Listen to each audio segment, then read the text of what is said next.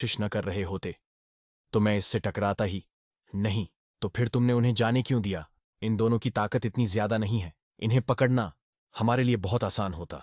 अगर हम इन्हें यिन यांग वंडरलैंड और कॉर्पस सेक्ट को दे देते तो ये दोनों पक्षगु परिवार के एहसानमंद होते। क्या ये अच्छा सौदा नहीं है?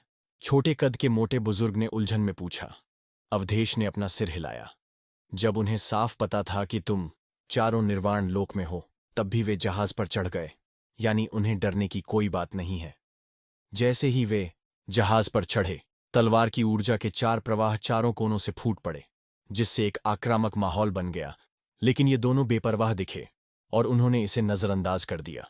जाहिर है ये कोई आम इंसान नहीं है। बुजुर्ग ने सोच विचार कर सिर हिलाया और कुछ नहीं कहा। चलो चलें, हमें भी द्वीप पर पहुंच जाना चाहिए। जादुई वंडरलैंड, डोंगफैंग परिवार और स्वर्गीय झील दिव्य भूमि के लोग अब तक गंतव्य पर पहुंच गए होंगे। हम पीछे नहीं रह सकते। अवधेश ने हाथ बढ़ाया और उसकी गर्दन के पीछे एक तीखी तलवार की आभा चमक उठी। फिर एक तीखी तलवार की तरह वह डार्क डॉन से बाहर निकला और बंदरगाह पर उतरा। पूछी, जिस बिना कमीज वाले बड़े आदमी ने अपमानजनक टिप्पणी की थी, उसके शरीर पर अब तलवारों के निशान थे। उसकी आंखें बाहर निकल आई थीं और वह पीठ के बल गिर पड़ा था। इस विशालकाय व्यक्ति के पास कई अद्भुत क्षमताओं वाले योद्धा चुप थे। किसी की भी कुछ कहने की हिम्मत नहीं थी। सबने सिर झुका लिया और ऐसे दिखावा किया जैसे उन्होंने कुछ देखा ही नहीं। एक अग्नि गैंडे द्वारा खींची जा रही गाड़ी में ध्रुव और समुद्री भान आमने सामने बैठे थे। गाड़ी के सबसे आगे एक सांवले रंग का आदमी अग्नि गैंडे को कोड़े मार रहा था। उसके चेहरे पर एकाग्र भाव था। अवधेश का व्यवहार दोस्ताना लग रहा है। गू परिवार की उत्कृष्ट पीढ़ी का हिस्सा होने के नाते यह बहुत ही असामान्य बात है कि वह इतना विनम्र है। गाड़ी में काफी देर की खामोशी के बाद ध्रुव अचानक बोला, दोस्ताना सज्जन। समुद्री भान ने सिर हिलाया और व्यंग्यात्मक लहजे में कहा, अगर इस अवधेश को मिलनसार और सज्जन कहा जा सकता है तो दुनिया में अच्छे लोग हैं ही नहीं। यह आदमी साजिशों में माहिर है। गू परिवार में यह एक दुष्ट आदमी के रूप में मशहूर है। बेमिंग परिवार के बिरजेश की तुलना में यह आदमी कहीं ज्यादा चालाक है।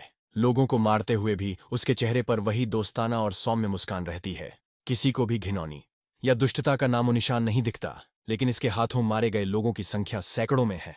ध्रुव की अभिव्यक्ति बदल गई। अगर मैं आक्रामक न होती और अपनी मर्जी से जहाज पर न चढ़ती तो हम इतनी आसानी से नहीं निकल पाते। समुद्री भान ने भौहें चढ़ाईं। क्योंकि मैं उस पर हावी थी, उसके पीछे खड़े निर्वाण क्षेत्र के योद्धाओं से बेखौफ थी, इसलिए उसे डर लगा। इसलिए उसने तुरंत कोई कदम नहीं उठाया, वरना हम मुश्किल में पड़ जाते। अब समझ आया। ध्रुव का चेहरा गंभीर था। उसने व्यंग्यात्मक लहजे में कहा, लगता है रास्ते में हमारा काम इतना आसान नहीं रहेगा। अगर अगली बार अवधेश से मुलाकात हुई तो मैं सावधान रहूंगा। हम तुम्हें सावधान रहने की जरूरत है। समुद्री भान के चेहरे पर गंभीरता थी। अपनी क्षमताओं से तुम आपदा क्षेत्र के दूसरे आकाश में एक साधारण योद्धा को मार सकते हो, लेकिन अवधेश के खिलाफ कुछ कहना मुश्किल है। उसकी ड्रैगन स्लेइंग तलवार 8वें स्तर के राक्षसी जानवर सींग रहित अग्नि ड्रैगन के राक्षसी क्रिस्टल से घड़ी गई थी। सींग रहित अग्नि ड्रैगन एक प्रकार का ड्रैगन है जिसमें अग्निमय विशेषताएं होती हैं। ड्रैगन स्लेइंग तलवार में अद्भुत अग्नि क्षमता होती है। ये आसानी से मांस को जला सकती है। तुम्हारी दूसरे चरण की पेट्रिफिकेशन मार्शल स्पिरिट शायद इसका सामना करने के लिए पर्याप्त नहीं है। ध्रुव की अभिव्यक्ति भी गंभीरता से भरी थी, लेकिन उसकी आंखें लड़ाई के इरादे से भरी थीं। समुद्री भान ने उसकी तरफ देखा और मन ही मन चुपके से सिर हिलाया। चाहे यह आदमी किसी भी व्यक्ति के खिलाफ हो, उसे कभी किसी डर का एहसास नहीं हुआ। यह तो बस उसकी लड़ने की इच्छा शक्ति को और मजबूत करता था। वह स्वभाव से ही योद्धा था। जनसीन परिवार तक पहुंचने तक इंतजार करो। जब उसे अमर पुनर्जन्म पंथ प्राप्त होगा तो कौन जाने वह अनंत सागर में किस तरह के तूफान लाएगा। एक हिमखंड का सिरा धरती की एक दरार से प्रकट हुआ। क्या इस मेनलुओ द्वीप पर भी कभी हिमखंड हुआ करते थे? ध्रुव एक पल के लिए चुप रहा, फिर अचानक बोला, मेनलुओ द्वीप अक्सर ज्वालामुखी विस्फोटों वाला स्थान है। इस द्वीप पर 1 दर्जन से ज्यादा अलग अलग आकार के ज्वालामुखी हैं। हर ज्वालामुखी कभी कभार लावा उगलता रहता है। इसी वजह से त्रिदेव संप्रदाय गु परिवार और डोंगफैंग परिवार ने इस क्षेत्र की कभी परवाह नहीं की। उन्होंने द्वीप पर मौजूद कुछ उग्रवादी ताकतों को नियंत्रण करने दिया। समुद्री भान ने बताया, ज्वालामुखियों का देश? ध्रुव चौंक गया। उसने पूछा, तो फिर अचानक हिमखंड क्यों दिखाई दिया? मुझे भी नहीं पता। आमतौर पर ज्वालामुखियों की धरती पर कभी कोई हिमखंड नहीं होता, लेकिन अब सचमुच एक हिमखंड दिखाई दिया है और उसके आसपास कुछ रहस्यमयी निशान भी दिखाई दे रहे हैं। ये बहुत ही अजीब है। समुद्री भान भी हैरान थी और उसने हल्के से अपना सिर हिलाया। दिलचस्प है। कोई आश्चर्य नहीं कि ये सभी ताकतें इस मस्ती में शामिल होने आईं। हम रात हुई तो आसमान में लाल बादल छा गए और शाम की रोशनी से धरती भी लाल हो गई। चारों ओर गहरी खाइयां थीं, जैसे किसी के शरीर पर तलवार के घाव हों। ढलते सूरज की रोशनी में जमीन खून की एक परत से ढकी हुई लग रही थी, जिससे माहौल थोड़ा डरावना हो गया था। इन खाइयों में कई पौधों की जड़ें थीं और राक्षस जानवरों और इंसानों की लाशें भी पड़ी थीं। खाइयों के अंदर से सड़ी हुई बदबू आ रही थी, जिसे बर्दाश्त करना मुश्किल था। इस जगह के एक छोर पर एक गाड़ी धीरे धीरे आकर रुकी। हम पहुंच गए, कोचवान ने मुड़कर गाड़ी में बैठे लोगों से कहा। वह एक पल के लिए हिचका, फिर बोला, मैं यहीं तुम्हारा इंतजार करूंगा। तुम जल्द से जल्द वापस आ जाओ, मैं ज्यादा देर नहीं रुक पाऊंगा। गाड़ी का दरवाजा खुला और ध्रुव ने सिर बाहर निकाला। उसने कोचवान की ओर एक छोटा थैला उछाला और मुस्कुराया। 3 दिन रुको। अगर हम 3 दिन में वापस नहीं आए तो तुम अकेले जा सकते हो। चिंता मत करो। जब हम लौटेंगे तो मैं तुम्हें और पैसे दूंगा। मैं तुम्हें यूं ही इंतजार नहीं करवाऊंगा। कोचवान ने तुरंत जवाब नहीं दिया। उसने थैला खोलकर ध्यान से उसमें रखे क्रिस्टल के सिक्के गिने, फिर आखिरकार मुस्कुराया और बोला, ठीक है, मैं 3 दिन इंतजार करूंगा। अगर तुम 3 दिन बाद वापस नहीं आए तो मैं खुद ही चला जाऊंगा। ध्रुव और घूंघट वाली समुद्री भान धीरे धीरे गाड़ी से बाहर निकले। उन्होंने कोचवान की परवाह नहीं की और सीधे उन दरारों की ओर चल पड़े। वह इलाका गहरी खाइयों से भरा था, जिससे गाड़ियां वहां से नहीं गुजर सकती थीं। खाइयों में लाशों से बहुत तेज दुर्गंध आ रही थी, जिसे कोई भी आम इंसान बर्दाश्त नहीं कर सकता था। कोचवान का ना आना वाजिब था। ध्रुव सावधानी से आगे बढ़ा। रास्ते में उन्हें अलग अलग रैंक के कई योद्धा मिले। वे भी पैदल ही चल रहे थे। यह जगह पहले एक छोटा सा कस्बा था, लेकिन भूकंप ने सब कुछ तहस नहस कर दिया था और कई लोग जिंदा दफन हो गए थे।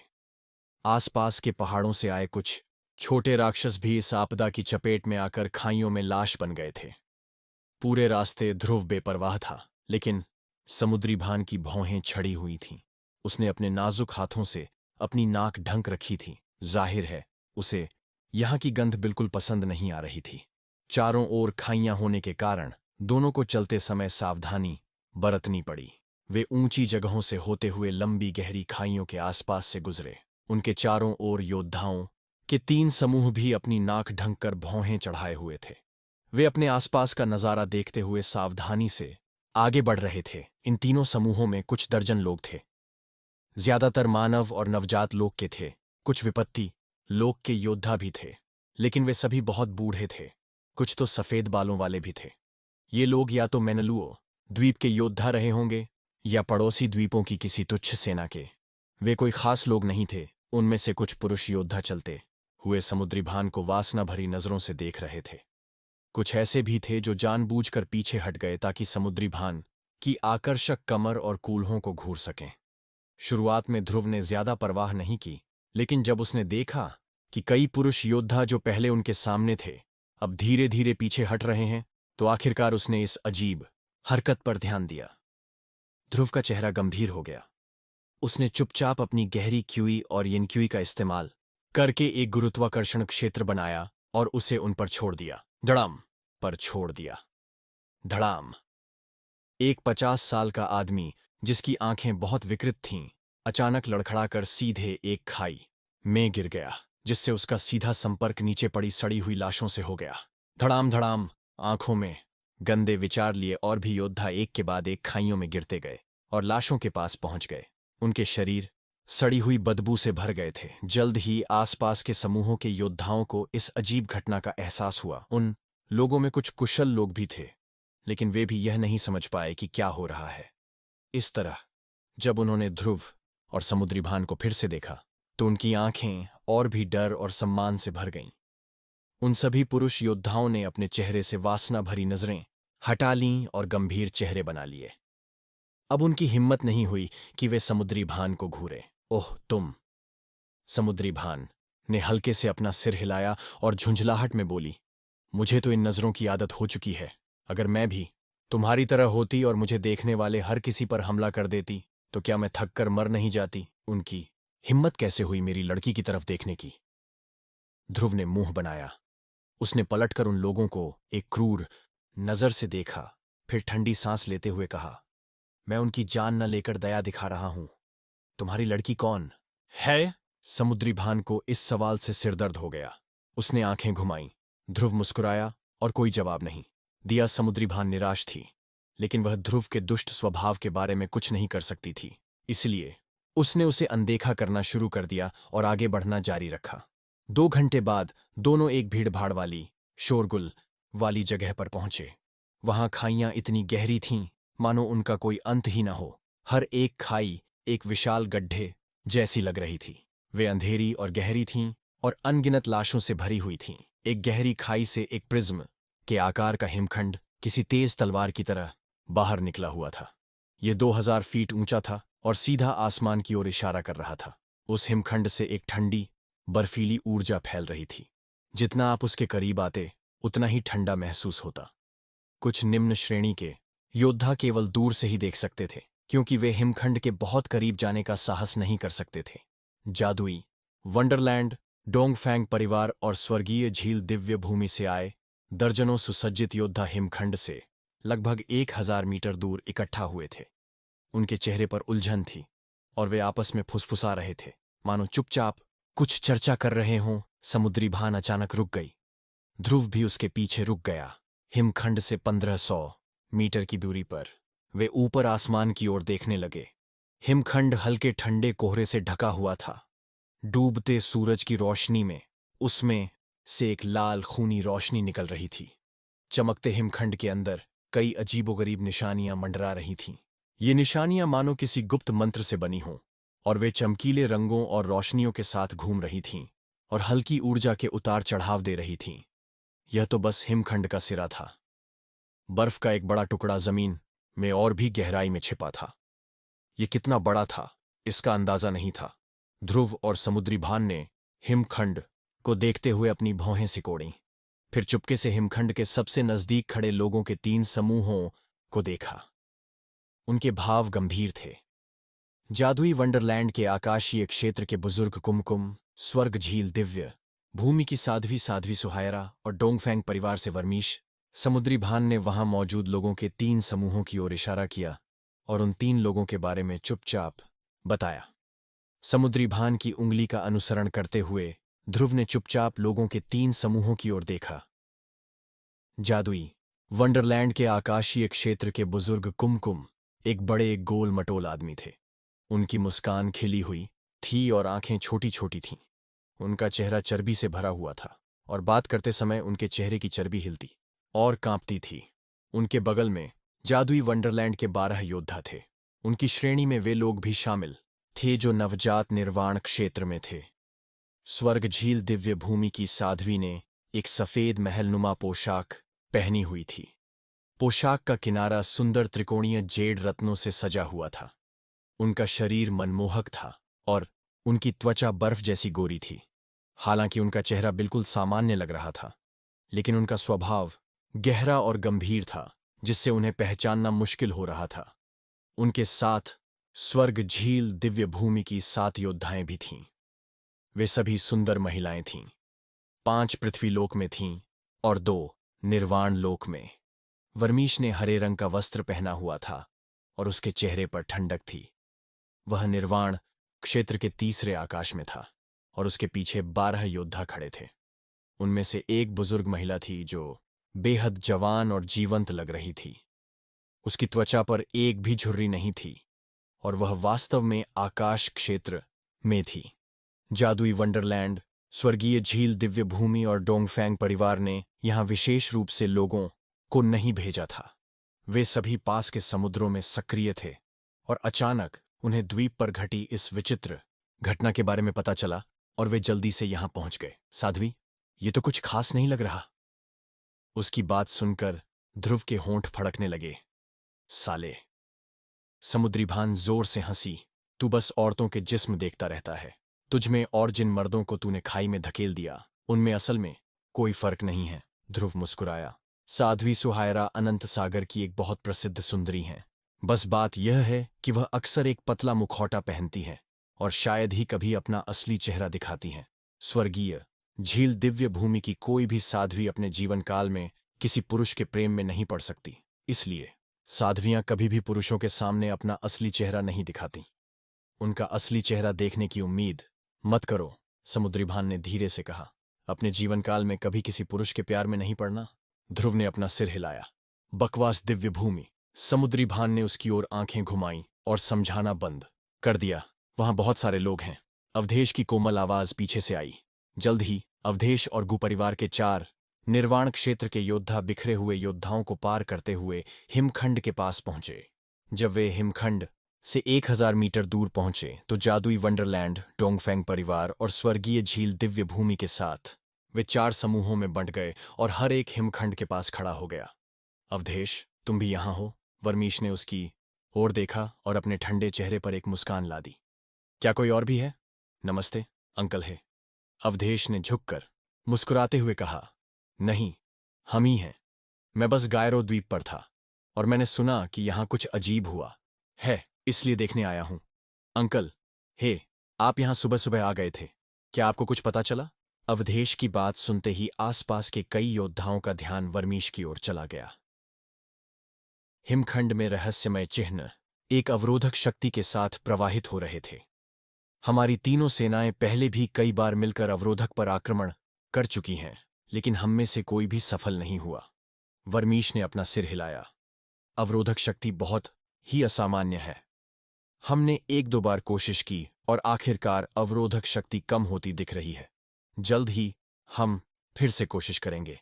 हे, आपको भी योगदान देना चाहिए। मेरी खुशी। अवधेश ने मुस्कुराते हुए सिर हिलाया। फिर अवधेश ने भीड़ को देखा और जल्दी से समुद्री भान और ध्रुव को ढूंढ लिया। अवधेश की आंखें चमक उठीं। वह मुस्कुराया और अभिवादन के रूप में ध्रुव और समुद्री भान की ओर सिर हिलाया। ध्रुव ने सहजता से मुस्कुराकर जवाब में सिर हिलाया। समुद्री भान के चेहरे पर उदासीनता थी, मानो उसने उसे देखा ही न हो। वह अविचलित रही। अवधेश को इससे कोई फर्क नहीं पड़ा और उसके चेहरे पर अभी भी वही गर्म मुस्कान थी। हमें कोशिश करते रहना चाहिए, कुमकुम अचानक बोला। उसके गोल मटोल चेहरे पर एक व्यंग्यात्मक मुस्कान छा गई। जितनी जल्दी हम हिमखंड का रहस्य उजागर कर देंगे, उतनी ही जल्दी हम रिपोर्ट कर पाएंगे। वरना अगर हम और ज्यादा सुरक्षा बलों के आने का इंतजार करेंगे तो अगर हिमखंड में कुछ मिल भी गया तो वह और लोगों तक पहुंच जाएगा। क्या आप सब सहमत नहीं हैं? हालांकि कुमकुम ने ऐसा कहा था, उसकी नजरें सिर्फ वर्मीश, साध्वी सुहायरा और अवधेश पर ही टिकी थीं। उसने 1000 मीटर दूर बिखरे योद्धाओं की तरफ नहीं देखा। उनके मन में यह विचार आया कि यदि सचमुच हिमखंड में कोई रहस्य छिपा है तो किसी और को उसे साझा करने का अधिकार नहीं है। ठीक है, वर्मीश ने सिर हिलाया। उसने अपने पीछे खड़े योद्धाओं से कहा, सबको बस बाद में अपनी पूरी कोशिश करनी है। साध्वी सुहायरा, अवधेश और बाकी सभी ने सहमति में सिर हिलाया। चलो शुरू करते हैं। जब कुमकुम ने देखा कि तीनों पक्ष सहमत हो गए हैं तो बिना किसी की ओर देखे एक छोटा सा चांदी का हथौड़ा अचानक उसकी आस्तीन से बाहर निकल आया। उस छोटे से चांदी के हथौड़े से एक गहरा, जबरदस्त जोर निकला। वह छोटा चांदी का हथौड़ा अचानक हवा में बड़ा हो गया। किसी छोटे चांदी के पहाड़ की तरह उसने हिमखंड के उभरे हुए सिरे पर जोरदार प्रहार किया। कुमकुम को हमला करते देख स्वर्ग झील दिव्य भूमि, डोंगफेंग परिवार और गु परिवार के सदस्यों ने भी अपने खजाने का इस्तेमाल किया। इससे कई अलग अलग रंग की रोशनियां निकलीं जो सभी हिमखंड से टकराईं। साध्वी सुहायरा ने अपनी उंगली दिखाई और तुरंत ही हवा सफेद रोशनी में बदल गई और आसमान से गिरने लगी। अवधेश चिल्लाया और उसकी गर्दन से एक लाल तलवार उड़ गई। लाल तलवार से रंगीन रोशनी निकली और एक 100 लंबा अजगर प्रकट हुआ जो आग की परत से ढका हुआ था। बैंग बैंग बैंग, कई खजाने और युद्ध कौशल हिमखंड पर गिरे, जिससे भयानक गड़गड़ाहट की आवाजें आईं। एक के बाद एक हिमखंड के अंदर अजीब निशान चमक रहे थे और बहुत ज्यादा ठंड के साथ हिल रहे थे। कई योद्धा इतने डर गए कि उन्होंने पुरानी हवा से खुद को बचाने के लिए अपनी गहरी क्यूई का इस्तेमाल करना शुरू कर दिया। हालांकि हिमखंड के अंदर के अजीब निशान और लहरें एक चमकदार और धूप जैसी रोशनी पैदा करती हैं। जादुई वंडरलैंड, डोंगफेंग परिवार, स्वर्ग, झील दिव्य भूमि और गु परिवार के योद्धाओं ने हिमखंड पर हमला जारी रखा। मेनलुओ द्वीप से बहरा कर देने वाली आवाजें आ रही थीं और आसमान आतिशबाजी की तरह जगमगाती रोशनी से भर गया था। हिमखंड स्थिर रहा, लेकिन जमीन के नीचे से भयानक आवाजें और झटके आने लगे, जिससे दरारें और खाइयां और भी गहरी हो गईं। हिमखंड के अंदर वे अजीब लाल निशान पहले चमक रहे थे, लेकिन फिर चिंगारियां धीमी हो गईं। क्रिस्टल की लहरें फैलकर हिमखंड से 1500 मीटर दूर खड़े योद्धाओं तक पहुंचीं। वे कांप उठे और पीछे हट गए। ध्रुव और समुद्री भान मजबूत दिख रहे थे, लेकिन स्थिर रहे। अपनी गहरी क्यूई और डार्क लाइट शील्ड का इस्तेमाल करके ध्रुव ठंडी हवा से खुद को बचा सकता था। यह और भी ज्यादा टूट गया। कुमकुम खुशी से चिल्लाया और एक विशाल चांदी की रोशनी हिमखंड पर पड़ी। तीनों शक्तियों के योद्धाओं ने अपनी ऊर्जा को तेज किया और सभी प्रकार के खजाने और मार्शल कौशल का इस्तेमाल करते हुए हिमखंड पर हमला किया। जैसे जैसे सभी प्रकार के खजाने आसमान में उड़ते गए और चमकती हुई रोशनी बिखेरते गए, धरती में और भी ज्यादा दरारें बनने लगीं। अचानक पास के ज्वालामुखी फट गए और गर्म लावा चारों ओर फैल गया। आसमान से लावा नीचे आया और खाइयों में बह गया। कुछ ही देर में लावा खाइयों को भरने लगा। बैंग बैंग बैंग, धरती चीख उठी और कई योद्धा खाइयों में गिर पड़े। गर्म लावा में गिरने वाला एक भी योद्धा बच नहीं पाया। जब वे योद्धा सभी दिशाओं में भाग रहे थे, तो बीच बीच में दिल दहला देने वाली चीखें सुनाई दे रही थीं। भूकंप के बाद और भी योद्धा लावा में गिर गए। कुछ ही सेकंड में दर्जनों योद्धा मारे गए। ध्रुव और समुद्री भान भी अपने पैर रखने के लिए जगह तलाश रहे थे। समुद्री भान ने एक हाथ से ध्रुव को पकड़ लिया।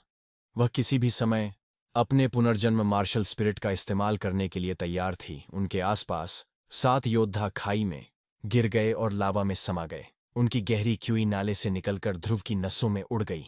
ध्रुव इतना उत्साहित था कि वह अपनी हंसी नहीं रोक सका। रुको रुको, हम अभी जा रहे हैं, कृपया हमें छोड़ दें। हिमखंड पर हमला करना बंद करो, चलो चलें। उनके आसपास के योद्धा चिल्लाने और विनती करने लगे। चारों शक्तियां हिमखंड पर लगातार हमला करती रहीं, जिससे धरती फट गई और लावा फूट पड़ा। अगर वे हमला करना बंद न करते तो धरती कांपना बंद नहीं होता और भी योद्धा उस खाई में गिर जाते। आसपास खड़े योद्धाओं ने विनती की। वे बस वहां से चले जाना चाहते थे। हालांकि उन विशेषज्ञों ने कभी इन योद्धाओं के जीवन की परवाह नहीं की। चारों शक्तियों के किसी भी विशेषज्ञ को कोई चोट नहीं पहुंची। ध्रुव को अब अनंत सागर की क्रूरता का एहसास हो गया था।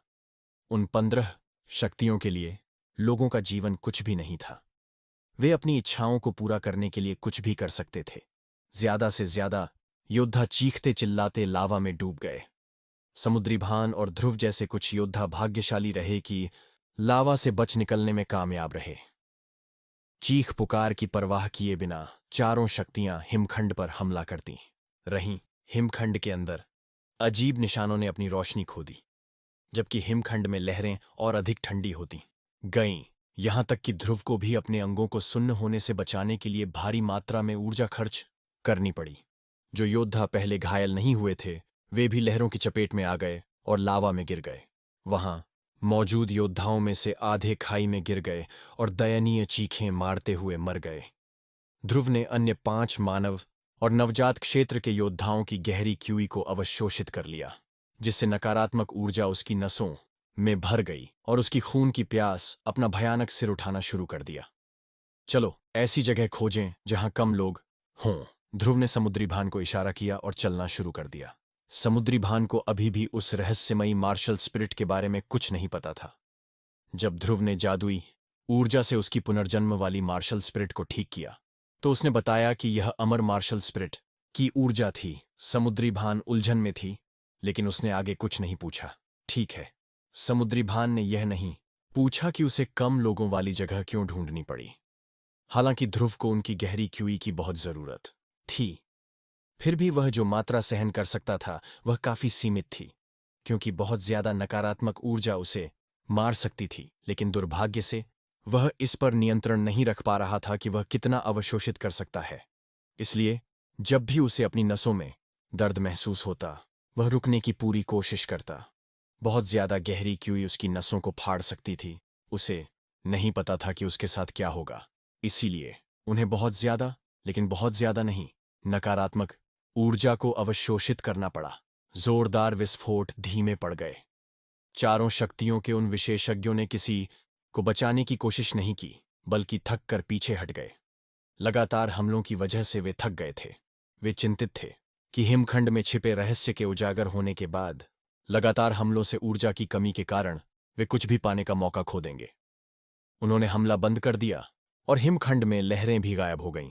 अजीब निशान भी शांत हो गए। हमलों के बिना धरती शांत हो गई। बचे हुए योद्धाओं ने चारों शक्तियों को नफरत की नजर से देखा और अंत में एक एक करके चले गए। कुछ दर्जन आत्मविश्वास से भरे योद्धा वहां से नहीं गए, बल्कि कठोर चेहरे के साथ हिमखंड की ओर देखते रहे। ध्रुव और समुद्री भान उनमें से थे। सूरज डूब गया था और चांद उगने लगा था।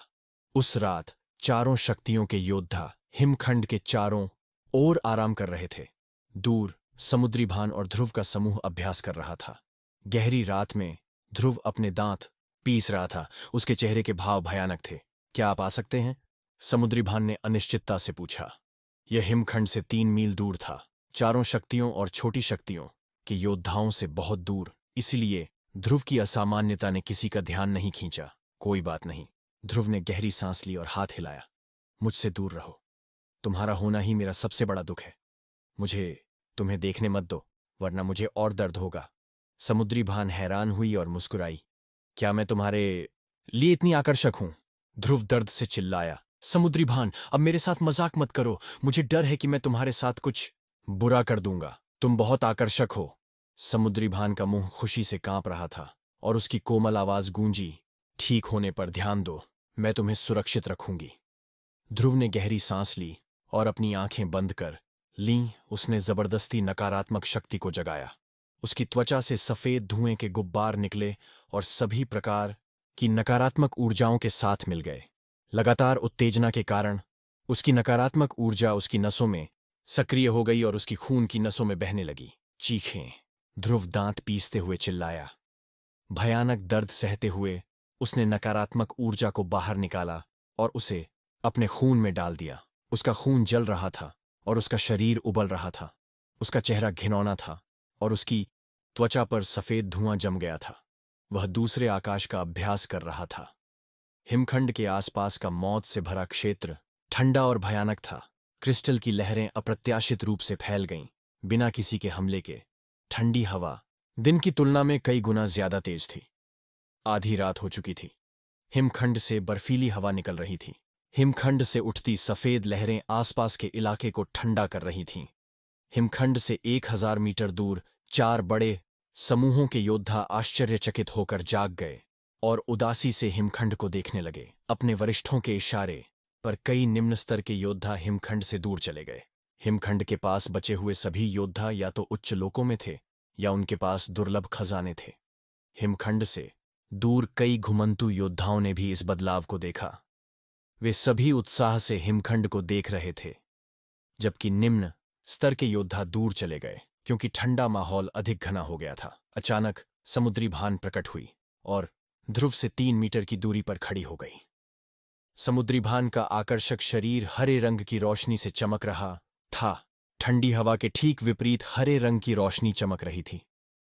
समुद्री भान ने कुछ सोचा और भौहें चढ़ाकर ध्रुव को आश्चर्य से देखा। बहुत दूर चारों बड़े समूहों के विशेषज्ञ आश्चर्य से हिमखंड को देख रहे थे। इस बार कोई भी हिमखंड से नहीं टकरा रहा था, लेकिन हिमखंड अभी भी अधिक से अधिक ठंडी हवा छोड़ रहा था। क्या यह कोई प्रतिरोध था? दूर भागो! अचानक हिमखंड से क्रिस्टल जैसी रोशनी फूट पड़ी, जो हजारों तीरों जैसी दिख रही थी। क्रिस्टल जैसी रोशनी उन लहरों से भी ज्यादा ठंडी थी। 4 बड़े समूहों के योद्धा अचानक डर गए, क्योंकि वे क्रिस्टल जैसी चिंगारियों के खिलाफ संघर्ष कर रहे थे। जो योद्धा धीमे थे, वे सभी क्रिस्टल जैसी रोशनी से प्रभावित होकर बर्फ की मूर्तियों में बदल गए। समुद्री भान हैरान थी। उसके हाथ चमक रहे थे जब वह हरे कमल के आकार की अजीब मोहरें बना रही थीं। जैसे ही क्रिस्टल जैसी रोशनी ध्रुव की ओर उड़ती, समुद्री भान उसकी ओर हरे कमल फेंकती। ध्रुव की आंखें बंद थीं और वह अभी भी अभ्यास कर रहा था। उसके शरीर के अंदर नकारात्मक ऊर्जा एक तेज हथियार की तरह उसके खून पर हमला कर रही थी। जैसे ही उसका खून खौल उठा, ध्रुव का पूरा शरीर भारी नकारात्मक आभा के कारण कांपने लगा। जब नकारात्मक ऊर्जा के कारण उसकी नसें बदल रही थीं, तब अचानक ध्रुव के मन में दूसरे आकाश के अभ्यास का विचार आया था। और यह उसका पहला प्रयास था। जब उसकी नसें नकारात्मक ऊर्जा को शुद्ध कर रही थीं, तब उसे दूसरे आकाश के क्रोध में अभ्यास करना था। यही बात उसे सूझी और यह उसका पहला प्रयास था। जब वह लोहे के जहाज पर था, तो ध्रुव ने बार बार क्रोध के दूसरे आकाश का अभ्यास किया था। अपने खून में नकारात्मक ऊर्जा को मिलाने की कोशिश कर रहा था, लेकिन उसके सभी प्रयास विफल हो गए। एक बार जब वह अपनी चेतना खोने वाला था, तो नकारात्मक ऊर्जा अचानक आगे बढ़ गई और उसके खून के साथ मिलने ही वाली थी। लंबे समय तक सोचने के बाद ध्रुव इस नतीजे पर पहुंचा कि नकारात्मक ऊर्जा को उसके खून के साथ तभी मिलाया जा सकता है जब ऊर्जा शुद्ध होने वाली हो। बाद में ध्रुव ने अपने विचारों को लागू करने के लिए कई बार कोशिश की, लेकिन फिर भी सफलता नहीं मिली। ध्रुव जानता था कि वह सही था, इसलिए उसने अपने विचारों को तब तक लागू करने की कोशिश की जब तक कि वह बेहोश होने के करीब नहीं पहुंच गया। उसके शरीर की सभी 720 नसें पर भारी दबाव था, क्योंकि नकारात्मक ऊर्जा धीरे धीरे उसके दिमाग पर हावी हो रही थी। नकारात्मक ऊर्जा को अपने खून में मिलाने का विचार उसके मन में गहराई से अंकित हो गया था। उस समय भी वह अपने खून में नकारात्मक ऊर्जा को घोलने की कोशिश कर रहा था। उसका खून खौल रहा था और उसकी सारी हड्डियां भारी तनाव में थीं। ध्रुव ने धीमी आवाज में चिल्लाते हुए सफलता पाने के लिए कोशिश की, लेकिन नकारात्मक ऊर्जा और उसका खून अभी भी संघर्ष में थे। ठंडी लहरें चुपचाप ध्रुव के चारों ओर लिपट रही थीं। ठंडी हवा उसके शरीर में फैल रही थी और उसकी नसों, हड्डियों और मांस में घुस रही थी। ध्रुव के पास अपनी गहरी क्यूई से ठंडी हवा से खुद को बचाने का कोई समय नहीं था, क्योंकि वह अभी भी नकारात्मक ऊर्जा को अपने खून के साथ मिलाने में डूबा हुआ था। उसका शरीर बहुत कांप रहा था। ठंडी हवा लगातार ध्रुव के शरीर में प्रवेश कर रही थी, जिससे वह लगभग बर्फ की मूर्ति में बदल गया। समुद्री भान ध्रुव को देखकर बहुत चिंतित थी। सोच रही थी कि क्या उसे ठंडी हवा से बचाने में मदद करनी चाहिए। आसपास की ठंडी हवा के कारण ध्रुव के चारों ओर अधिक से अधिक बर्फ जमा हो रही थी। यहां तक कि समुद्री भान, जो पृथ्वी क्षेत्र में थी, ने भी महसूस किया कि उसकी गहरी क्यूई धीमी हो रही है। ध्रुव पत्थर की तरह सख्त हो गया था। ऐसा लग रहा था जैसे हिमखंड से निकलती लहरों को कुछ दिलचस्प मिल गया हो और वे सभी दिशाओं से ध्रुव की ओर बढ़ रही हों। का जबकि ध्रुव ठंड से कांप रहा था, बर्फ तेजी से उसके पूरे शरीर को ढक रही थी। समुद्री भान का चेहरा बदल गया, क्योंकि उसने ध्रुव में घनी ठंडी हवा महसूस की, जो बिरजेश के ध्रुवीय बर्फ आग मार्शल आत्मा के समान मजबूत थी। समुद्री भान ने हिचकिचाना बंद कर दिया और ध्रुव से ठंडी हवा को बाहर निकालने का इरादा किया। उस क्षण ध्रुव की नसें अचानक चमक उठीं। उसकी 720 नसें ने एक साथ प्रकाश उत्पन्न किया। ध्रुव का शरीर अब तारों भरे आकाश जैसा हो गया था। समुद्री भान पूरी तरह से हैरान थी। अगले ही क्षण 720 अजीब ऊर्जा की धारें ध्रुव के शरीर में चली गईं। ध्रुव में मौजूद अजीब ऊर्जा नकारात्मक ऊर्जा के साथ मिल गई और उसकी खून की नसों में बहने लगी। चीखें। ध्रुव को भयानक दर्द हो रहा था और वह चिल्लाकर जमीन पर लौटने लगा। समुद्री भान चिंतित हो रही थी, क्योंकि उसे समझ नहीं आ रहा था कि क्या करे। ध्रुव ध्रुव वह झुकी और फुसफुसाई, मैं तुम्हारी क्या मदद कर सकती हूं? मुझे जवाब दो। समुद्री भान बहुत चिंतित थी। मैं ठीक हूं, मेरी चिंता मत करो, ध्रुव ने कांपते हुए कहा। उस पर जमी बर्फ जल्दी ही पिघल गई और ठंडी हवा धीरे धीरे गायब हो गई। समुद्री भान को नहीं पता था कि ध्रुव के साथ क्या हो रहा है, लेकिन वह अभी भी सतर्क थी। बैंग बैंग बैंग कुछ दूरी पर 4 बड़े समूहों के लोगों ने हमला का एक और दौर शुरू कर दिया था, लेकिन हिमखंड के चारों ओर मौजूद अजीब प्रतीक एक बार फिर प्रकाश में चमक उठे और हिमखंड को उनके हमले से बचा लिया। ध्रुव आधे घंटे तक चिल्लाता रहा, फिर चुपचाप जमीन पर लेट गया। ध्रुव, तुम किसका अभ्यास कर रहे हो? मैंने अभ्यास के दौरान किसी को इतने दर्द में नहीं देखा। ध्रुव, बस करो, तुम जो भी अभ्यास कर रहे हो उसे बंद करो। किसी और चीज का अभ्यास करो, मैं तुम्हें दे सकती हूं। समुद्री भान बहुत दुखी थी। वह ध्रुव के पास बैठी थी और फुसफुसाकर अपनी सलाह दे रही थी। ध्रुव ने कोई जवाब नहीं दिया, मानो वह गहरी नींद में हो। समुद्री भान ध्रुव के पास ही रही और उसे हरे रंग की रोशनी से ढक दिया ताकि उसका शरीर किसी खाई में न गिरे। आसमान साफ हो चुका था। जैसे ही सूरज उगा, हिमखंड एक बार फिर शांत हो गया और लहरें फैलना बंद हो गईं। चारों बड़े समूहों के लोग पसीने से लथपथ थे, लेकिन फिर भी सभी उत्साह में मुस्कुरा रहे थे। हिमखंड के चारों ओर के प्रतीकों से निकलने वाला प्रकाश मंद हो गया था। उन सभी ने सोचा कि अजीब प्रतीकों ने अपनी शक्ति खो दी है। यह सोचकर कि हिमखंड के अंदर क्या छिपा हो सकता है, हर कोई बहुत खुश था। ध्रुव थका हुआ और पीला चेहरा लिए धीरे धीरे उठा। हालांकि उसकी आंखें उत्साह से भरी थीं, वह अपनी सोच में सही था। जब उसकी नसें नकारात्मक ऊर्जा को शुद्ध कर रही थीं, तब वह पागलपन की अवस्था में पहुंच गया था। उस अवस्था में वह अपनी सारी समझ खो चुका था और हर तरह के बुरे काम करना चाहता था, और वह समय नकारात्मक ऊर्जा को उसके खून में मिलाने का सबसे अच्छा समय था। रात में वह सारी अजीब ऊर्जा खून में चली गई। उस अजीब ऊर्जा की मदद से नकारात्मक ऊर्जा तुरंत उसके खून के साथ मिलनी शुरू हो गई। ऐसा लग रहा था जैसे उस अजीब शक्ति ने उसके खून को बदल दिया हो और उसे नकारात्मक ऊर्जा को स्वीकार करने के लिए मजबूर कर दिया हो। पीला चेहरा लिए ध्रुव ने बैठने के लिए संघर्ष किया और गहरी सांस ली। नकारात्मक ऊर्जा का अभ्यास करने की कोशिश की। नकारात्मक ऊर्जा एक बार फिर उसके खून के साथ मिलनी शुरू हो गई। इस बार बिना किसी समस्या के उसका खून उबल रहा था, मानो आग लगी हो। वह महसूस कर सकता था कि उसकी ताकत बहुत बढ़ गई है। उसके शरीर में तीव्र खून की प्यास फैल गई। ध्रुव यह जानकर हैरान रह गया कि नकारात्मक ऊर्जा बर्फीली हो गई है, लेकिन उसका शरीर अभी भी अप्रभावित था। ऐसा लग रहा था जैसे उसका शरीर ठंडी हवा के अनुकूल हो गया हो। जब मैं अभ्यास कर रहा था तो ठंडी ऊर्जाएं मेरे शरीर में प्रवेश कर रही थीं। ध्रुव ने भौहें चढ़ाईं और समुद्री भान की ओर देखा। हाँ, बहुत सारी। समुद्री भान ने उस अजीब बात को विस्तार से बताया जो उसके साथ हुई थी। ध्रुव हैरान रह गया। जब अजीब सी ठंडी ऊर्जा उसके खून में प्रवेश करती तो वह न केवल उसके खून में मिल जाती, बल्कि नकारात्मक ऊर्जा को भी उसके खून में मिला देती। इससे वह आसपास की ठंडी हवा और ठंडी ऊर्जा के अनुकूल भी हो जाता। तो क्या यह अच्छी बात थी या बुरी? ध्रुव के हाव भाव तेजी से बदल रहे थे। उस मार्शल स्किल से अभ्यास करना बंद करो। समुद्री भान रुकी और बोली, मुझे लगता है कि यह मार्शल स्किल बहुत ज्यादा क्रूर है। हालांकि यह काफी शक्तिशाली है, लेकिन इसके दुष्प्रभाव भी भयानक हैं। यांग परिवार में पहुंचने पर तुम्हें कई दिलचस्प मार्शल स्किल्स मिलेंगी। तुम्हें फिर कभी ऐसा दर्द नहीं सहना पड़ेगा। यिन यांग वंडरलैंड के लोहे के जहाज पर समुद्री भान पहले ही देख चूकी थी कि ध्रुव जिस मार्शल स्किल का अभ्यास कर रहा था वह बहुत अजीब था। अब जब उसने ध्रुव को इतनी जबरदस्त पीड़ा में तड़पते देखा तो उसे लगने लगा कि यह एक दुष्ट साधना है।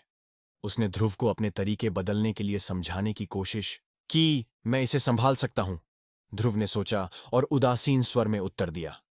यह वाकई अजीब था कि जब भी वह क्रोध में अभ्यास करता उसे हर बार अकल्पनीय दर्द सहना पड़ता।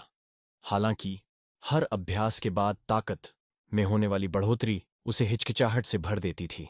इस रहस्यमय मार्शल आत्मा ने एक प्रकार की नकारात्मक ऊर्जा उत्पन्न की जिसने उसे युद्ध शक्ति के संदर्भ में साधना क्षेत्रों में आगे बढ़ने में सक्षम बनाया।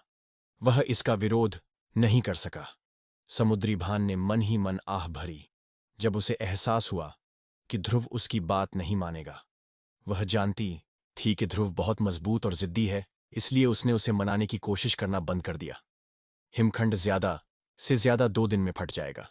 इसकी ऊर्जा लगभग खत्म हो चुकी है। हमें नहीं पता कि तब क्या होगा, इसलिए हमें सावधान रहना होगा। ठीक है, मैं समझ गया। ध्रुव ने सिर हिलाया और कुछ देर सोचा, फिर मुस्कुराया। मेरी रक्षा करने के लिए धन्यवाद। समुद्री भान ने एक हल्की सी मुस्कान दी। आपने मेरे साथ अच्छा व्यवहार किया है, इसलिए यह उचित है कि मैं भी आपका एहसान चुकाऊं। ध्रुव मुस्कुराया और हंसते हुए बोला, मैं दूसरों के लिए बेरहम हो सकता हूं, लेकिन आपके लिए मैं बिल्कुल अलग हूं। समुद्री भान थोड़ी खुश थी और उसने मुस्कुराते हुए ध्रुव की ओर आंखें घुमाईं। बातों का जादूगर, ध्रुव मुस्कुराया। दोपहर के समय कुछ समय बाद चारों बड़े समूहों के विशेषज्ञ फिर से परेशानी खड़ी करने के लिए तैयार थे। कुछ देर आपस में चर्चा करने के बाद वर्मीश बर्फ से जमे चेहरे के साथ सामने आया और ठंडी आवाज में बोला, अरे घुमंतु, योद्धाओं, अभी चले जाओ। जल्द ही और भी बड़ा भूकंप आएगा। अगर तुम मरना नहीं चाहते तो अभी चले जाओ। वर्मीश के अलावा डोंगफैंग परिवार के अन्य योद्धा भी उन मुफ्तखोरों को जानलेवा भाव से देख रहे थे। अवधेश ने अपने हाथ जोड़े और मुस्कुराते हुए उनसे कहा, सब लोग, यहां बहुत खतरा है। अपनी जान की खातिर कृपया अभी यहां से चले जाएं। इतने सालों की मेहनत के बाद तुम सब इस मुकाम पर पहुंचे हो, इसे किसी बेकार चीज पर बर्बाद मत करो। 4 निर्वाण क्षेत्र के योद्धा कठोर चेहरे के साथ अवधेश के बगल में खड़े थे। वे हमें भगा रहे हैं, समुद्री भान ने थोड़े गुस्से के साथ कहा। ये 4 बड़े समूह सारा खजाना आपस में बांटना चाहते हैं।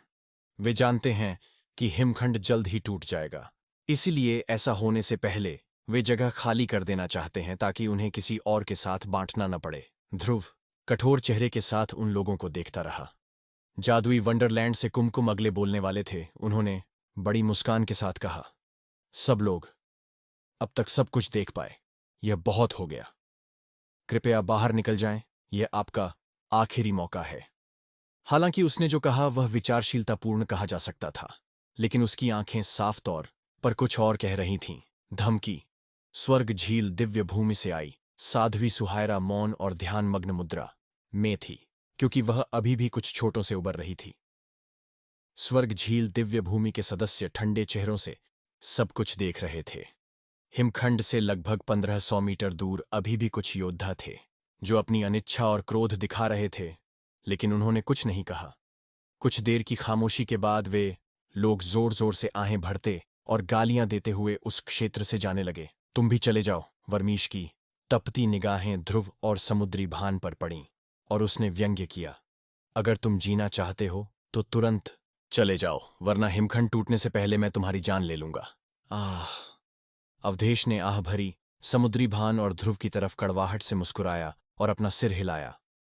ऐसा नहीं है कि हम तुम्हें भगाना चाहते हैं, ये तुम्हारी अपनी सुरक्षा के लिए है, इसलिए जितनी जल्दी हो सके यहां से चले जाओ। चलो चलें। अपने गुस्से को नियंत्रित करते हुए समुद्री भान ने ध्रुव का कोट खींचा और चुपचाप चली गई। ध्रुव चुप रहा, लेकिन उसका चेहरा उदास था। मुझसे दूर रहो, अगर मैं तुम दोनों को फिर से देखूं तो जो भी होगा उसके लिए तुम खुद जिम्मेदार होगे। वर्मीश ने उनकी पीठ को घूरते हुए धमकी दी। अंकल, हे, आप क्या कर रहे हैं? ये शायद वही दोनों हैं जिन्होंने यिन यांग वंडरलैंड के जहाज को लूटा था। ध्रुव और समुद्री भान की आकृतियां गायब होने के बाद अवधेश ने भौहें चढ़ाईं। लाश संप्रदाय और यिन यांग वंडरलैंड ने वादा किया था कि जो भी उन दोनों को पकड़ेगा उसे बहुत अच्छा इनाम दिया जाएगा। सचमुच? वर्मीश को हैरानी हुई। फिर उसने बुदबुदाते हुए कहा, अभी उन्हें अकेला छोड़ दो।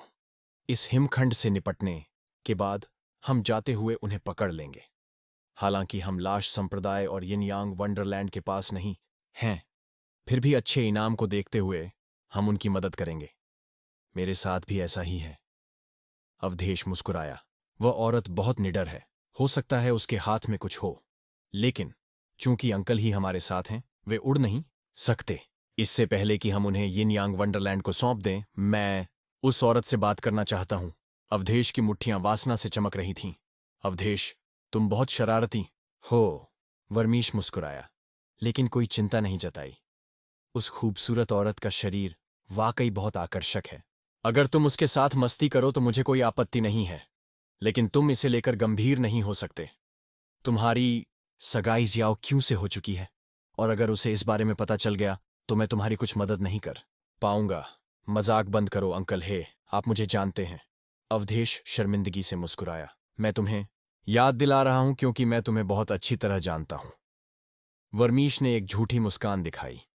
अवधेश ने अपने हाथों को अपनी छाती के सामने रखकर भरोसा दिलाया, मुझे पता है अंकल, हे मेरी परवाह करते हैं।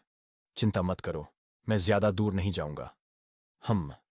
वर्मीश ने सिर हिलाया। दोनों हिमखंड से लगभग 3000 मीटर दूर एक खाई में रुक गए। वे हिमखंड का केवल एक छोटा सा हिस्सा ही देख पा रहे थे। ध्रुव की आंखें ठंडे गुस्से से भरी हुई थीं। गुस्सा? समुद्री भान ने उसकी ओर देखा। 4 बड़े समूह वाकई बहुत हमलावर हैं। ध्रुव ने सिर हिलाया और व्यंग्यात्मक लहजे में कहा, चूंकि हिमखंड का रहस्य जल्द ही उजागर होने वाला है, इसलिए वे उस इलाके को खाली कर देना चाहते हैं ताकि बाकी सब उससे दूर रहें। हम इतनी दूर तक बेकार में आए। हमलावर?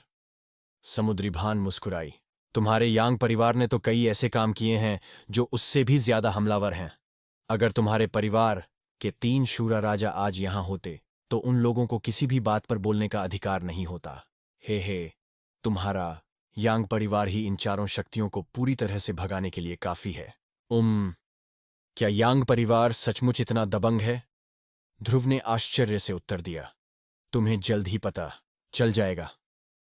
समुद्री भान ने सिर हिलाया। अगर यांग परिवार के विशेषज्ञ यहां होते तो वे हिमखंड पर हमला करने से पहले ही उस जगह को साफ कर देते।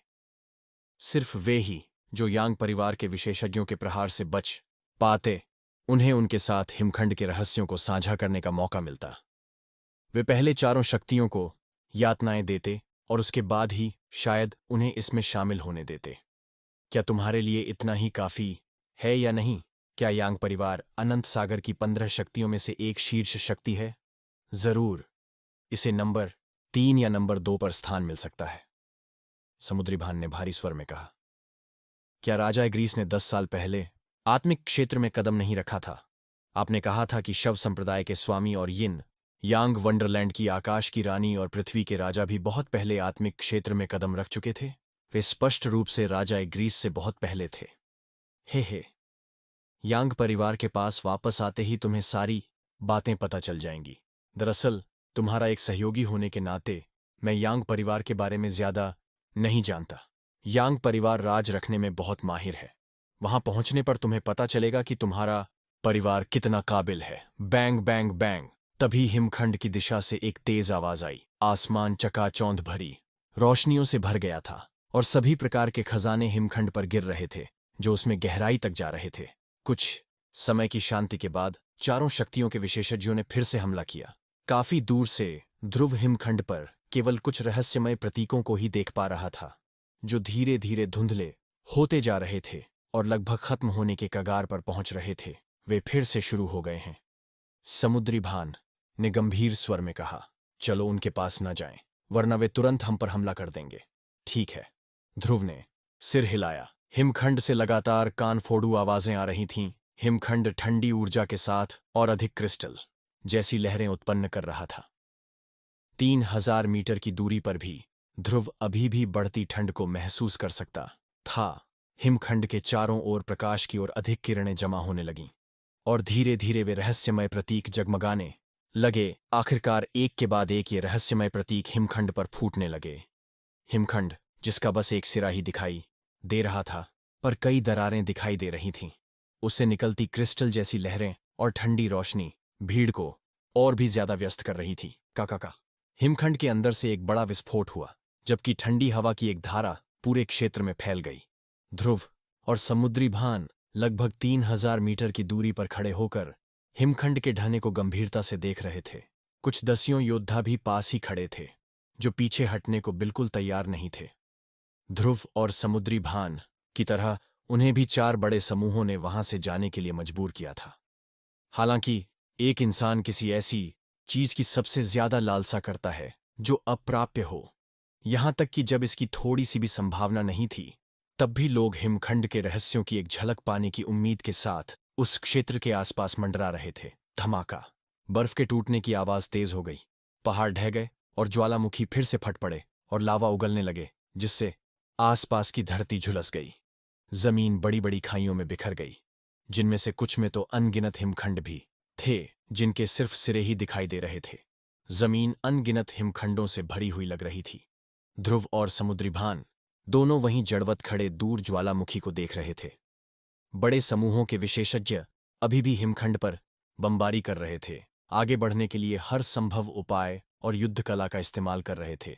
हिमखंड से उठती सफेद लहरों का घनत्व बढ़ता जा रहा था और उनके साथ ठंडी हवा आ रही थी जो आसपास के इलाके से 10 गुना ज्यादा ठंडी थी।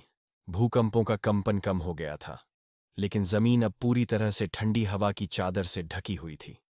यहां तक कि खाइयों के अंदर गहराई में जमा लावा भी ठंडा हो रहा था। हिमखंड के चारों ओर लहरें बनती रहीं। इतने कम तापमान पर भी खतरनाक ठंडी हवा अभी भी तेजी से बह रही थी। भूकंप के कारण जमीन से उखड़े पेड़ बर्फ के क्रिस्टल में बदलने लगे और जमीन पर चमकने लगे।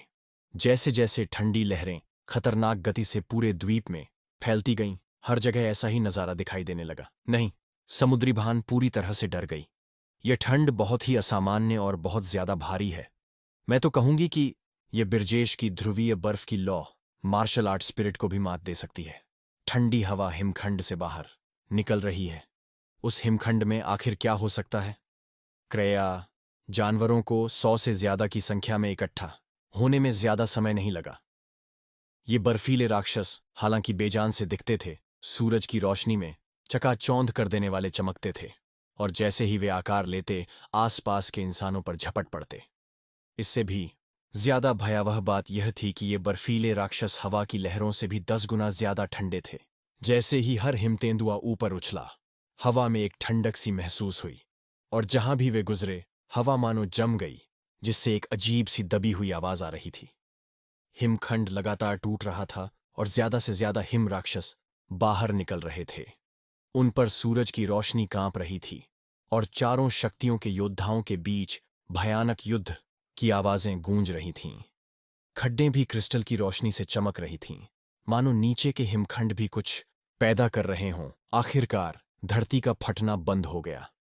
तब तक 1 लाख राक्षस जानवर पैदा हो चुके थे, जो टिड्डियों के झुंड की तरह जमीन से निकल रहे थे। ध्रुव रोंगटे खड़े कर देने वाले दृश्य को देखकर हक्का बक्का रह गया। उसने कोसा, ये बर्फीले राक्षस कहां से आ गए? मुझे तो इनमें बस तेज ठंडी हवा का एहसास हो रहा है, जिंदगी का जरा भी नामो निशान नहीं। आखिर हो क्या रहा है? हटो, ये इतने ज्यादा हैं कि हम इनका विरोध नहीं कर सकते। ये जानवर अपने साथ एक जबरदस्त ठंडक लेकर आते हैं। चलो भागते हैं। समुद्री भान ने अपनी आत्मचेतना से जानवरों को रोकने के बाद गंभीर और घबराए हुए चेहरे के साथ कहा, आह! दूर चारों शक्तियों के कुछ योद्धा बर्फीले राक्षस जानवरों से घिरे हुए थे।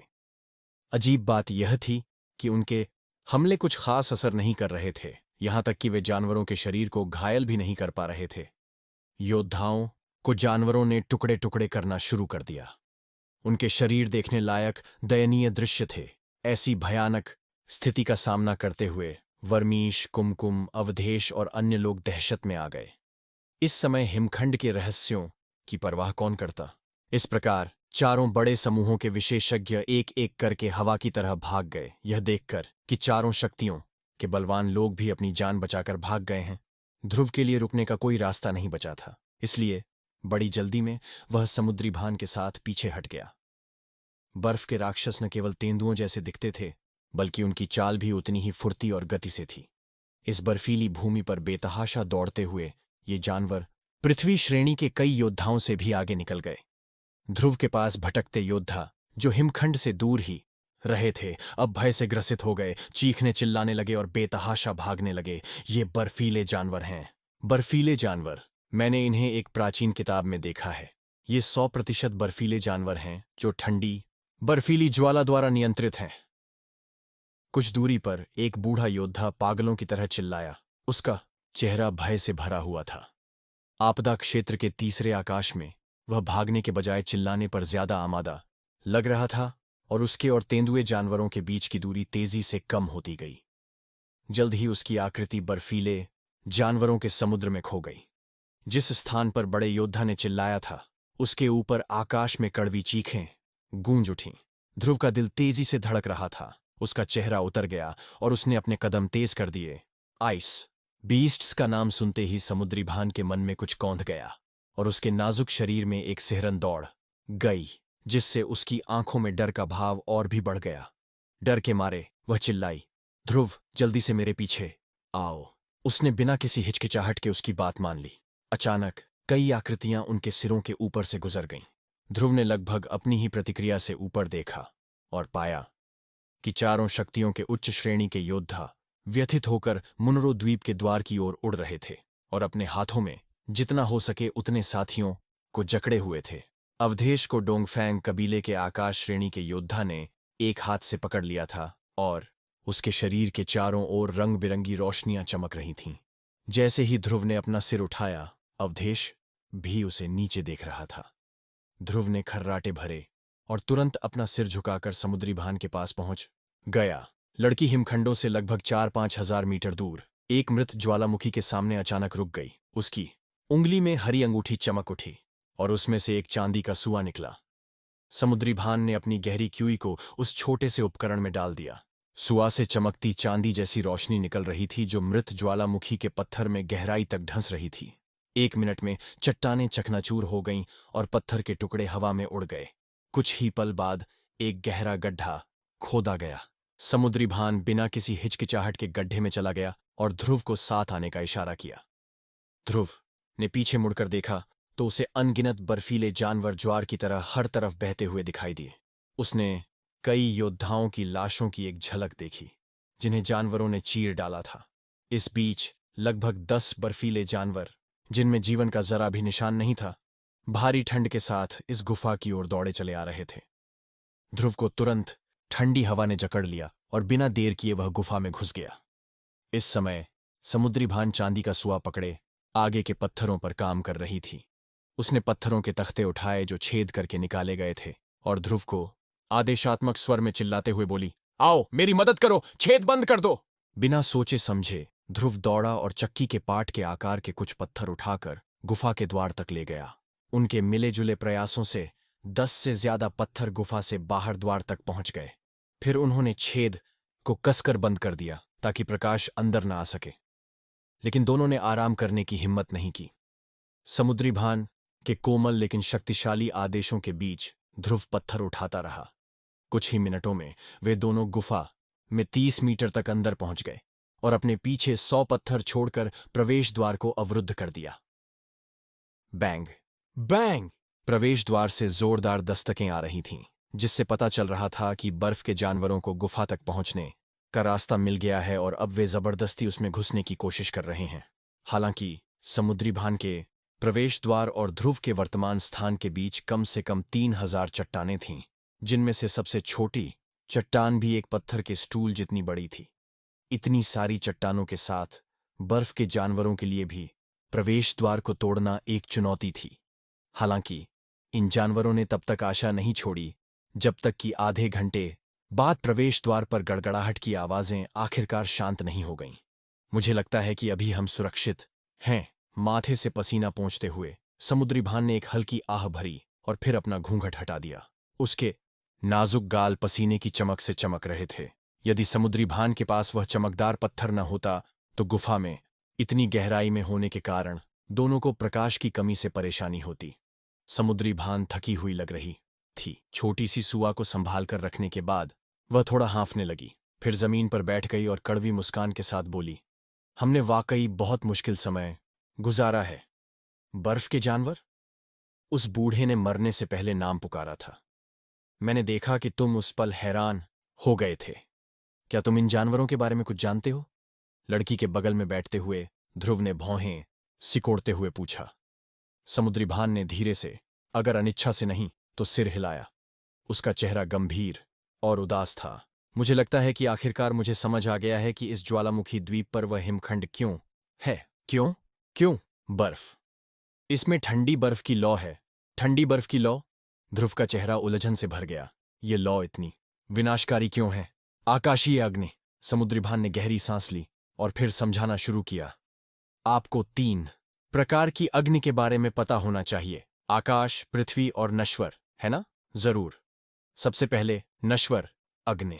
हम इंसान इसके साथ पैदा होते हैं और यह वास्तव में एक प्रकार की युद्ध आत्मा है। बिरजेश की ध्रुवीय बर्फ की ज्वाला युद्ध आत्मा इसका एक उदाहरण है। और फिर पृथ्वी अग्नि। यह लाखों साल पुराने ज्वालामुखियों की गहराई में है और यह एक भयानक शक्ति वाली ज्वाला है, लेकिन इसमें जीवन नहीं है। इसका उपयोग गोलियां और हथियार बनाने के लिए किया जा सकता है। बिल्कुल भयानक। और अंत में आकाश अग्नि है। यह एक ऐसी ज्वाला है जो पृथ्वी और आकाश के निर्माण के समय से ही अस्तित्व में है और तीनों प्रकारों में सबसे शक्तिशाली है क्योंकि यह जीवित है और इसमें चेतना है। दुनिया का एक जीता जागता अजूबा। मैंने सुना है कि यह नश्वर अग्नि और पृथ्वी अग्नि को पलक झपकते ही हरा सकती है और इसमें एक विनाशकारी शक्ति है। ध्रुव ने पूछा। तुम सही हो? समुद्री भान ने सिर हिलाया और साफ किया। तीनों अग्नियों में नश्वर अग्नि सबसे कम शक्तिशाली है, उसके बाद पृथ्वी अग्नि, और उसके बाद सबसे भयानक आकाश अग्नि, हिमखंड। मुझे लगता है कि इसमें आकाश अग्नि का एक ही उपविभाग है, ठंडी बर्फ की ज्वाला, स्वर्ग और पृथ्वी की सबसे उत्तम ठंडी ज्वाला। यह जीवित है, और जहां भी यह जाएगी वहां की जमीन विशाल हिमखंडों और अदम्य ठंडी हवा से ढक जाएगी। ठंडी बर्फ की लौ? ध्रुव हैरान था, लेकिन यह लौ इस द्वीप पर क्यों दिखाई देगी? यह यहां बंद है। समुद्री भान ने प्रश्न पर कुछ देर सोचा, फिर एक बार फिर उत्तर दिया। कहा जाता है कि देव पद से ऊपर के शक्तिशाली योद्धा अपने उपयोग के लिए आकाश अग्नि को आत्मा में समाहित कर सकते हैं, जिससे उन्हें अपराजेय शक्ति प्राप्त होती है। हालांकि यह कहना जितना आसान है, करना उतना आसान नहीं है। आकाश अग्नि लोगों द्वारा अवशोषित करने के लिए पैदा नहीं हुई है। अपनी आत्मा में समाहित होने के लिए आपको न केवल ईश्वर के एक बुनियादी पद की, बल्कि हर प्रकार की दुर्लभतम सामग्री की भी आवश्यकता होती है। सबसे पहले आपको आकाश अग्नि को वश में करना होगा। मुझे लगता है कि यह कठिनाई हमारी कल्पना से परे है। क्या कभी कोई आकाशीय अग्नि को अवशोषित करने में सफल हुआ है? खैर, अनंत सागर के हजारों वर्षों के इतिहास में अनगिनत किंवदंतियों में ऐसे शक्तिशाली योद्धाओं के बारे में बताया गया है जिन्होंने इस महान महत्वाकांक्षा को साकार करने का प्रयास किया था, लेकिन सभी कहानियां दुखद रूप से समाप्त हुईं। योद्धा आकाशीय अग्नि द्वारा भस्म हो गए, उनके शरीर और आत्मा नष्ट हो गए। एक बात याद रखें, एक बार आकाशीय अग्नि मानव आत्मा में समाहित हो जाने पर स्वामी की आत्मिक चेतना स्वयं अग्नि जितनी ही शक्तिशाली हो जाएगी। सभी समान स्तर के योद्धाओं के बीच अपराजय। आत्मा देव क्षेत्र के पहले आकाश का एक योद्धा एक बार आकाशीय अग्नि को सफलतापूर्वक अवशोषित कर लेता है, तो वह उसी क्षेत्र के दूसरे और तीसरे आकाश के सभी शक्तिशाली योद्धाओं को सचमुच हरा सकता है। बाद वाले के पास उसके सामने टिकने का कोई मौका नहीं है, और वह एक पल में मारा भी जा सकता है। 1 सेकंड में मार दिया गया? तुमने सही सुना, एक पल में मार डाला। समुद्री भान की आंखें झुक गईं और उसकी आवाज कांप उठी। जैसा कि किंवदंती है, एक बार जब आत्मचेतना आकाशीय अग्नि को अवशोषित कर लेती है तो उसमें बदलाव आ जाता है, लेकिन बदलाव के बारे में कोई नहीं जानता। आत्मचेतना अत्यंत भयानक हो जाती है, जो प्रतिद्वंद्वी की आत्मा को पल भर में जला सकती है, और किसी की आत्मा और मन को नष्ट करने के लिए बस एक हवा के झोंके की जरूरत है। तो फिर मेरे पिछले सवाल का जवाब दो, क्या कभी कोई कामयाब हुआ है? हाँ, अनंत सागर के अभिलेख में ऐसा लगता है कि 2 योद्धा थे जिन्होंने इसे हासिल किया। एक आत्मा देवता के क्षेत्र में था और दूसरा सच्चे ईश्वर के क्षेत्र में। वे अपने सामने संसार को ले गए और सभी समान स्तर के योद्धा उनके कदमों में कांप उठे। उन्होंने अपने क्षेत्रों पर राज किया। तो फिर ठंडी बर्फ की लौ इस ज्वालामुखी के नीचे कैसे बंद हो गई? क्या यह किसी के द्वारा लौ को लौ की ऊर्जा से वश में करने की कोशिश का नतीजा है? तो किसी ने ठंडी बर्फ की लौ को सोखने की कोशिश की, ध्रुव ने उत्साह से कहा। होना चाहिए, लेकिन ऐसा लग रहा था कि जिसने भी ऐसा किया है वह जरूर असफल रहा होगा। समुद्री भान ने सिर हिलाया।